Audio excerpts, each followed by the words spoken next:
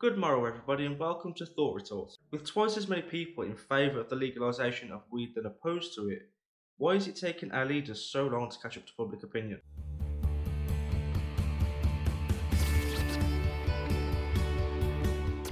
There's a town in Norfolk called Downham Market and it has a bit of a buzz in the air, that place. The reason for that? They're the biggest suppliers of medical marijuana in the world. I know, it's weird. It's like having a conversation with your retired nan who says she's going back to work. Are you going back to work on the track and trace system, something like that? And she replies with, No, I'm the #1 stripper in the Golden Girls Club. so let me get this straight. We're the biggest exporters of medical marijuana products, yet in 2019 less than 250 patients were able to be prescribed the medication because it's not cost effective. And the reason it's not cost effective is because it's illegal. But we export more than anyone in the world. That shit don't make no sense. So why is it illegal, I hear you ask? Well, that is the title of the video. Good point. Let's do a little deep dive into the prison industry, shall we? It's pretty obvious that America has the world's highest concentration of private prisoners. In 2019, the rate in which we privately imprisoned our inmates was double the rate of America.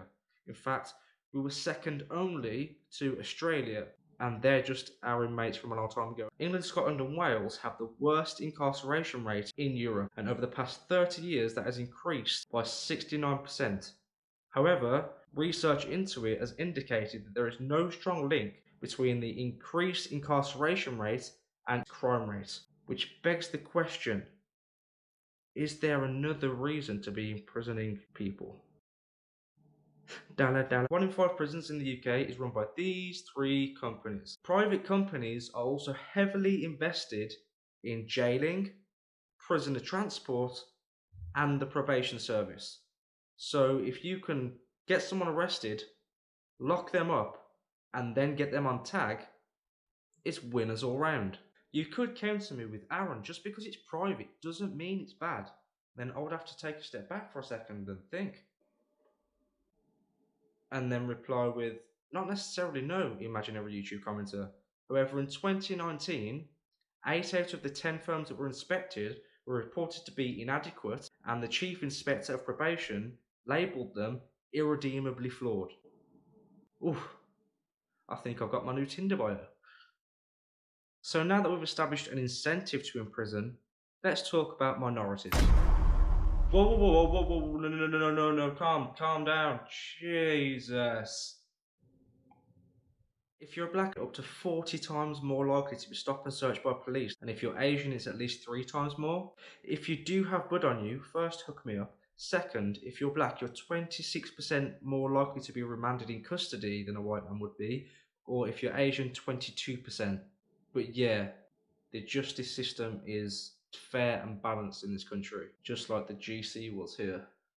If we do legalise cannabis, it's estimated that between £1 and £3.5 billion a year will be raised in taxes. The good that we could do with that money, reinvesting into the communities that have been most affected by the insane drug policy and the lie of trickle-down economics that has widened the divide between rich and poor in this country. I would also mandate that at least 60% of the market share of legal weed goes to people within the communities that have been most affected by the insane drug policy of the last 100 years, and also release non-violent drug offenders, as that's a health issue, not a criminal one.